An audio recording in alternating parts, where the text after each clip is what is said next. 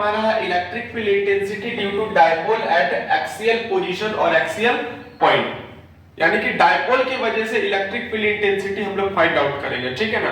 तो डायपोल के बारे में हम लोग पढ़ चुके हैं, डायपोल किसको कहते हैं। देखो डायपोल क्या, फिर से एक बार देखें कि दो चार्ज है मेरे पास, अगर इस दो चार्ज को कुछ डिस्टेंस से हम लोग सेपरेट कर दें तो ये जो सिस्टम तैयार होगा ना, इसी सिस्टम को हम लोग डायपोल कहते हैं।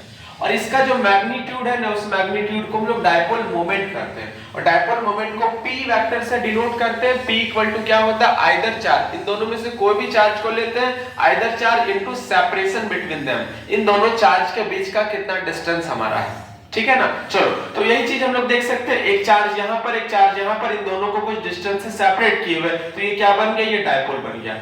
तो अब इसका दो दो पॉइंट होता है, दो दो लोकेशन हम लोग देखेंगे। ये जो लाइन है ना, इस लाइन को हम लोग एक्सियल लाइन कहेंगे, और इसी एक्सियल लाइन से यहाँ पर अगर एक लाइन ड्रॉ करें ना, तो इस लाइन को हम लोग एक्सियल लाइन कहते हैं, ठीक है ना। और यहाँ पर अगर इनकी पैरेलल अगर हम लोग क्या करेंगे, इससे लाइन अगर ड्रॉ करते हैं हॉरिजॉन्टल लाइन, तो ये क्या कहलाता है, उसको हम लोग कहते हैं एक्सियल लाइन। और यहाँ से अगर लाइन अगर परपेंडिकुलर ड्रॉ करते हैं ना, उसको हम लोग कहते हैं क्या, वर्टिकल लाइन अगर ड्रॉ करेंगे उसको हम लोग इक्वाटोरियल लाइन कहते हैं। तो हम लोग वन बाय वन करके एक हम लोग एक्सियल पॉइंट पर हम लोग जो है फाइंड आउट करेंगे इस डायपोल की वजह से कितना इलेक्ट्रिक फील्ड इंटेंसिटी आया है। और हम लोग एक बार यहाँ पर आएंगे, यहाँ पर मतलब क्या, इक्वाटोरियल पॉइंट पर आकर के हम लोग चेक करेंगे। तो चलो टॉपिक हमारा है, पहले हम लोग देखेंगे कहां पर, हम लोग देखेंगे एक्सियल पोजीशन या एक्सियल पॉइंट पर मेरा डायपोल कितना आता है। तो उसके लिए हमको एक सिस्टम बनाना पड़ेगा, यानी कि इसी का डायग्राम हम लोग को एक बनाना पड़ेगा। चलो तो बनाते हैं डायग्राम हम लोग। उसके लिए क्या करेंगे, उसके लिए दो चार्ज हम लोग लेंगे, क्या लेंगे, दो चार्ज लेंगे। चलो एक चार्ज हम यहाँ पर क्या ले लेते हैं, नेगेटिव चार्ज लेते हैं, क्या लेते हैं, नेगेटिव चार्ज हम यहाँ पर पकड़ते हैं, और हम यहाँ पर एक पॉजिटिव चार्ज पकड़ते हैं। यहाँ पर क्या करते हैं, एक पॉजिटिव चार्ज पकड़ते हैं, एक नेगेटिव चार्ज है और एक क्या है, पॉजिटिव चार्ज। इन दोनों को कुछ डिस्टेंस से, कुछ फिनाइट डिस्टेंस से हम सेपरेट करेंगे। चलो तब यहां से यहां तक हम लोग इसको कुछ डिस्टेंस दे देते हैं। मान लेते हैं ये इसका सेंटर है, ये इसका क्या है, डायपोल का सेंटर है, ये वाला पार्ट। तो सेंटर से ये वाले चार्ज का डिस्टेंस L होगा, और सेंटर से वो वाले चार्ज का डिस्टेंस क्या होगा, L होगा। तो टोटल डिस्टेंस की बात अगर करेंगे, टोटल यहां से यहां तक का डिस्टेंस कितना हो जाएगा, टोटल डिस्टेंस हमारा 2L हो जाएगा। कितना हो जाएगा, 2L हो जाएगा। बहुत बढ़िया। अब इसका कुछ पोजीशन ले लेते हैं। इसका नाम लेते हैं A है, इसका नाम B है, इसका नाम O है, ठीक है ना। और मेरे पास कोई पॉइंट है, क्या है, मेरे पास कोई बिंदु P है। मान लेते हैं यहाँ पर कोई पॉइंट P है, और इसी पॉइंट P पर हमको क्या करना है, हमको निकालना है इलेक्ट्रिक फील्ड इंटेंसिटी क्या होगा इस डायपोल की वजह से। अब यहाँ पर गौर करने वाली बात यह है कि डायपोल में दो दो चार्ज होता है, डायपोल मतलब दो चार्ज, तो दोनों चार्ज की वजह से यहाँ पर क्या होगा, इंटेंसिटी होगा, दोनों चार्ज की वजह से होगा। यानी कि एक चार्ज हमारा इसके वजह से भी कुछ ना कुछ इंटेंसिटी बनाएगा, और एक हमारा इस चार्ज की वजह से भी यहाँ पर इलेक्ट्रिक फील्ड इंटेंसिटी होगा। मतलब इस पोजीशन पर, इस पॉइंट पर दो दो पॉइंट की वजह से, दो दो चार्ज की वजह से, दो दो चार्ज की वजह से इलेक्ट्रिक फील्ड इंटेंसिटी होगा। तो हम लोग दोनों इलेक्ट्रिक फील्ड इंटेंसिटी को निकाल करके सबका सम कर देंगे, तो टोटल इलेक्ट्रिक फील्ड इंटेंसिटी हमारा इसका आ जाएगा। बस हमको यही चीज करना है, इसी कंसेप्ट को समझना है कि डायपोल का दो चार्ज है, तो दोनों चार्ज में से दोनों चार्ज का, यानी कि पॉजिटिव चार्ज की वजह से भी इलेक्ट्रिक फील्ड इंटेंसिटी निकलेगा, और नेगेटिव चार्ज की वजह से भी इलेक्ट्रिक फील्ड इंटेंसिटी निकलेगा। दोनों को निकाल करके सम कर लेंगे, तो जो रिजल्टेंट आएगा वही रिजल्टेंट हमारा क्या होगा, electric field intensity due to dipole at axial position होगा। क्लियर है ना ये। चलो तो फिर हम लोग इसको आगे हम लोग देखते हैं, ठीक है ना। इसको हम लोग आगे देखते हैं। तो क्या करेंगे हम लोग देखते हैं, यहाँ पर इसके वजह से और इसकी वजह से इंटेंसिटी तो आएगा, ठीक है ना। एक पॉइंट P की वजह, एक पॉइंट A की वजह से और एक पॉइंट B की वजह से आएगा। तो हम लोग इसका डायरेक्शन अगर देखें तो डायरेक्शन कहाँ जाएगा इसका। तो अगर हम डायरेक्शन की बात करें तो देखो, पॉजिटिव का डायरेक्शन हमेशा बाहर की तरफ जाता है, मतलब दूर भागेगा। इसका डायरेक्शन किधर होगा, पॉजिटिव वाला का इधर होगा। मतलब EB की बात करेंगे तो EB का डायरेक्शन इधर की तरफ होगा, electric field intensity due two point B, यानी कि प्लस वाले की वजह से। और नेगेटिव का क्या होता है, नेगेटिव का क्या होता है, उसके अंदर की तरफ आता है, ठीक है, उसी में आता है, उसी में आता है। तो इसका इधर की तरफ जाएगा, तो इसका क्या हो जाएगा, इसका डायरेक्शन कुछ इधर की तरफ बनेगा। इसका क्या बोल सकते हैं, electric field intensity and electric field intensity क्या हो जाएगा, इलेक्ट्रिक फील्ड इंटेंसिटी हम लोग इसका बी मान लेंगे, सॉरी ए मान लेंगे। क्या मान लेंगे? ए मान लेंगे। चलो बहुत अच्छा। तो इसी की वजह से हमको electric field intensity find out करना है दोनों पॉइंट की वजह से। चलो फिर तो इसमें हम लोग जो सिस्टम जो बनाए ना, जो डायग्राम बनाए ना, वो डायग्राम में हम लोग कुछ कुछ मार्किंग और भी करेंगे। क्या करेंगे मार्किंग? इसका वैल्यू वो है ना, तो ये जो पॉइंट लिए है ना, ये पॉइंट यहां से कितनी दूरी पर है, ये हम लोग सेंटर से मानकर चले x डिस्टेंस पर। कितने डिस्टेंस पर है? x डिस्टेंस पर। इसका डिस्टेंस कितना है? 12 डिस्टेंस हो गया। चलो जो सिस्टम बनाए ना उसको हम लोग लिख लेते हैं, इसका लैंग्वेज लिखेंगे। कैसे लिखेंगे लैंग्वेज हम लोग? लैंग्वेज हम लोग लिखेंगे ऐसे, ठीक है ना।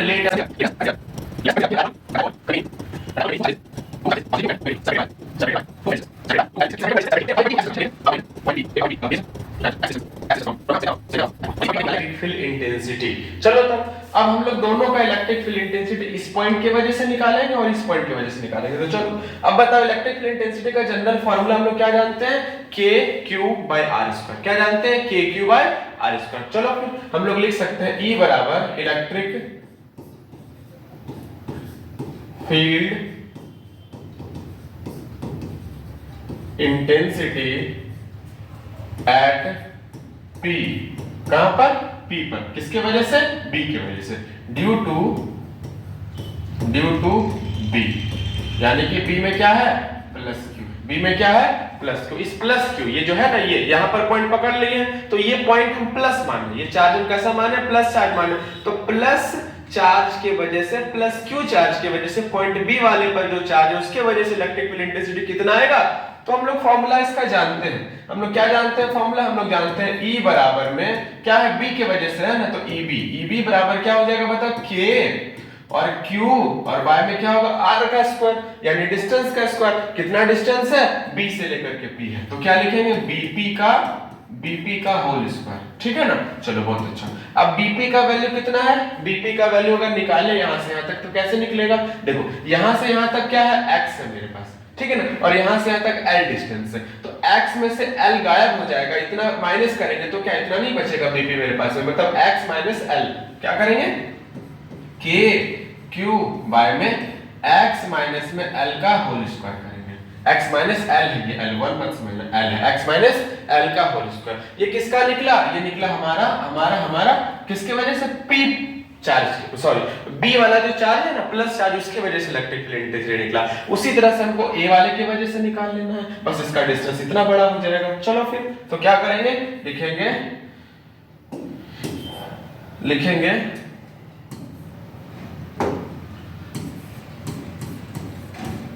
Electric field intensity at P due to A, यानी A में कौन सा चार्ज है? Negative charge. कौन सा चार्ज है में? नेगेटिव चार्ज है। बहुत बढ़िया, बहुत अच्छा। चलो अब हम लोग अगर लिखते हैं तो क्या लिखेंगे? EA बराबर में बोलो क्या होगा? KQ और y में क्या होगा? r का स्क्वायर, यानी डिस्टेंस का स्क्वायर। बोलो डिस्टेंस क्या है? a से p का डिस्टेंस ap का स्क्वायर नहीं लिखेंगे हम लोग, क्या लिखेंगे? ap का होल स्क्वायर लिख देंगे, ठीक है ना। अब बताओ ap का वैल्यू पूरा कितना होगा? a से लेके ap का वैल्यू कितना होगा? देखो यहां से लेके यहां तक का वैल्यू है x और यहां से यहां तक का वैल्यू कितना है? l है, यानी कि x प्लस l का होल स्क्वायर, ठीक है ना। इसको आगे बढ़ेंगे अगर हम लोग, ठीक है ना, आगे अगर इसको हम लोग बढ़ाएं, चलो तो आगे बढ़ाएं तो कैसे लिखेंगे? EA बराबर कितना हो जाएगा बताओ? EA बराबर हो जाएगा KQ और y में बता दो, y में हो जाएगा x और प्लस में l का होल स्क्वायर। इसको मान लो इक्वेशन नंबर 2, ठीक है ना। यानी कि दोनों के वजह से इलेक्ट्रिक फील्ड इंटेंसिटी का वैल्यू आ गया। तो टोटल कितना होगा? टोटल निकालने के लिए हमको नेट रिजल्टेंट निकालना होगा, और रिजल्टेंट कैसे निकाल सकते हैं? रिजल्टेंट निकाल सकते हैं दोनों का सम कर देंगे, ठीक है ना। तो चलो हम लोग लिखेंगे now net electric field intensity E net बराबर कितना हो जाएगा? E नेट बराबर हो जाएगा EA और प्लस में क्या कर लेंगे? प्लस में EB कर लेंगे, प्लस में क्या कर लेंगे? EB कर लेंगे। बहुत बढ़िया, बहुत अच्छा। चलो अब दोनों को जोड़ देंगे, दोनों को क्या कर लेंगे? जोड़ लेते हैं। चलो थोड़ा जगह बना लेते हैं। चलो अब दोनों को क्या कर लेंगे? दोनों को जोड़ लेते हैं। तो इसका वैल्यू और इसका वैल्यू, ए का वैल्यू और बी का वैल्यू, ठीक है ना। अच्छा देखो यहाँ पर क्या है ना, नेगेटिव चार्ज की वजह से इसलिए हम लोग यहाँ पर नेगेटिव लेंगे, तो ये नेगेटिव में हो जाएगा। किस में हो जाएगा? नेगेटिव में हो जाएगा। चलो ठीक है, तो हम क्या करते हैं ना, नेगेटिव वाला वैल्यू उसको बाद में लिखते हैं, पॉजिटिव वाले को पहले लिखते हैं। देखिए के क्यू और बाय में क्या होगा, x माइनस में l का होल स्क्वायर, अब प्लस में प्लस माइनस कितना हो जाएगा, माइनस हो जाएगा। इसका माइनस आ गया तो माइनस में k क्यू बाय में कितना होगा x और x प्लस में l का होल स्क्वायर, तो यहाँ पर माइनस, यहाँ पर भी माइनस लगेगा, ठीक है ना। चलो अब बताओ, इसमें और इसमें कॉमन आ रहा है तो k q को कॉमन बाहर निकालेंगे, ठीक है ना। कॉमन आ रहा है, देखो k q यहाँ पर भी और k q यहाँ पर भी, दोनों k q को बाहर निकाल लो, दोनों k q को बाहर निकालेंगे तो k q कॉमन आ गया और 1 बाय क्या हो गया, x माइनस में l का होल स्क्वायर और माइनस में क्या होगा, 1 प्लस में इतना का होल स्क्वायर, होगा कि नहीं होगा। चलो अब क्या करना है, इन दोनों का एलसीएम ले लेते हैं। दोनों को क्या करते हैं, एलसीएम, यानी कि KQ का KQ हो जाएगा। बहुत अच्छा, बहुत बढ़िया। अब एलसीएम अगर लेंगे तो कितना होगा, x माइनस में l का स्क्वायर और इनटू x प्लस में l का होल स्क्वायर, ये वाला यहाँ जाएगा, ये वाला यहाँ जाएगा, यानी कि x प्लस में l का होल स्क्वायर और माइनस में क्या होगा, x माइनस में l का होल स्क्वायर, ठीक है ना। चलो अब अगर हम लोग इसको देखें तो क्या हो जाएगा बताओ, हो जाएगा। इसको सॉल्व कैसे करेंगे, इसको हम लोग a प्लस b का होल स्क्वायर है और a माइनस b का होल स्क्वायर है ना, तो इसको हम लोग इस तरह से सॉल्व करेंगे। देखो तो x का स्क्वायर प्लस में a का स्क्वायर प्लस में b का स्क्वायर, अब प्लस में क्या होगा, 2a b के फॉर्मेट में तोड़ लिए, माइनस है यहाँ पर, है ना माइनस। अब इसको तोड़ेंगे तो कितना होगा, a का स्क्वायर अब प्लस में b का स्क्वायर अब माइनस में 2a और b, होगा ना। अब देखो ये माइनस जो है ना, ये माइनस पूरे होल के साथ में मल्टीप्लाई हो जाएगा, पूरे होल के साथ में मल्टीप्लाई हो जाएगा। और ये वाले टर्म को जब सॉल्व करेंगे ना, ये वाले टर्म को सॉल्व करने के बाद कितना आएगा, x का स्क्वायर माइनस में l का स्क्वायर का होल स्क्वायर आ जाएगा। इसको अगर सॉल्व करें ना तो इतना ही आएगा। थोड़ा लेंदी है तो सॉल्व हम नहीं करके हम इसको डायरेक्ट इतना लिख सकते हैं इसको। चलो अब क्या होगा, अब अगर हम लोग यहाँ पर अगर सॉल्व करें इसको, देखो सॉल्व करें मतलब ये टर्म्स को माइनस को इसके साथ भी, माइनस को इसके साथ भी लिखेंगे तो क्या बन करके आएगा, देखो बन करके मेरा आएगा x का स्क्वायर प्लस में l का स्क्वायर प्लस में 2x इंटू l माइनस में x का स्क्वायर माइनस में l का स्क्वायर और माइनस और माइनस क्या हो जाएगा, प्लस में 2xl हो जाएगा। होगा कि नहीं होगा, हाँ होगा। चलो x का स्क्वायर माइनस में l का स्क्वायर का होल स्क्वायर। अब देख लो यहाँ पर कुछ कुछ टर्म्स कटने लायक है, क्या क्या कटने लायक है, तो x का स्क्वायर कैंसिल हो जाएगा, ठीक है। l का स्क्वायर कैंसिल हो जाएगा, क्यों होगा, क्योंकि एक पॉजिटिव में और एक नेगेटिव में। बचा क्या, बचा 2xl और यहाँ पर क्या बचा, 2xl बचा, नहीं कि 4xl होगा कि नहीं होगा। चलो हम लोग इसको 4xl लिख सकते हैं। चलो इसको बढ़ा देते हैं, इसको बढ़ा देते हैं। चलो अब क्या करेंगे हम लोग, अब हम लोग इसको लिख सकते हैं, क्या लिख सकते हैं, इसको लिख सकते हैं, इसको लिख सकते हैं, क्या लिख सकते हैं, E बराबर में नेट इलेक्ट्रिक फील्ड, कौन वाला, नेट रिजल्टेंट वाला चलते आ रहा मेरा।